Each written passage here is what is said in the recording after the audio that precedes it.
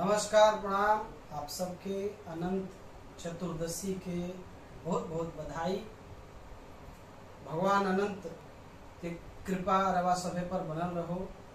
और ये अनंत चतुर्दशी के गीतवा आप सबके समक्ष प्रस्तुत करता रही, जौन की भोजपुरी के सुनील गीतकार कुमार अजय सिंह जी के लिखल बा। आदि नाही होला जेकर, आदि नाही होला जेकर, होला नाही अंत, अनंत हवे हो। आदि नाही होला जेकर, होला नाही अंत, अनंत हवे हो। पूज्य साधु संत या महंत, वो अनंत हवे हो। पूज्य साधु संत या महंत, वो अनंत हवे हो। राजपाट पांडव लोग सब हार गई बा। भगवान कृष्ण अनंत भगवान के कथा सुना के उनकर मर्म बता के कहले कि अनंत के व्रत करी।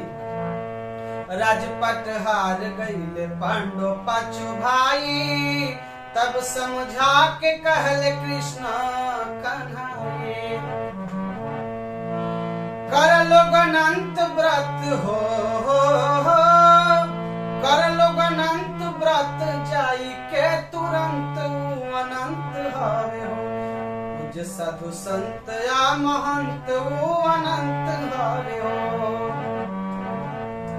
भादो मास में शुक्ल पक्ष में चतुर्दशी के दिन यह पूजा के कई जाला। खीर पूरी सेवई बनेला। कैसे कहे कबा, भादो मास चतुर्दशी के पर्व करे लोगवा, पूरी खीर सेवई के लागे इनके भोगवा। बात साच कहत बानी हो, बात साच कहत बानी, बाना मन गढ़ंतई अनंत हवे हो। पूज्य साधु संत या महंत, ई अनंत हवे हो। 14 बरिस जौन भी व्रती नियम से इनके पूजा करेले, उनकर सब मनोकामना पूर्ण होला। 14 बरस नियम से जे भूखे व्रत धारी, ओकर खुश रहस मुरलीधर बनमारी। रोग शोक दूर करस हो,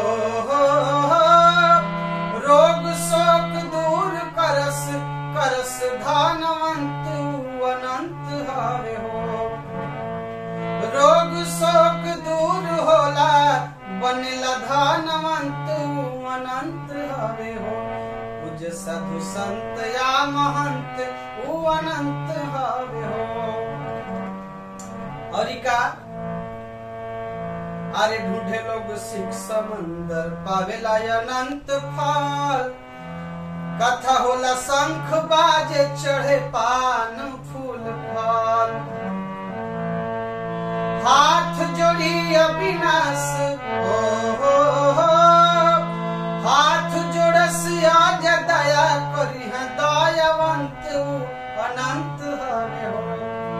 हाथ जोड़स अविनाश दया करी है दयावंत, अनंत हवे हो।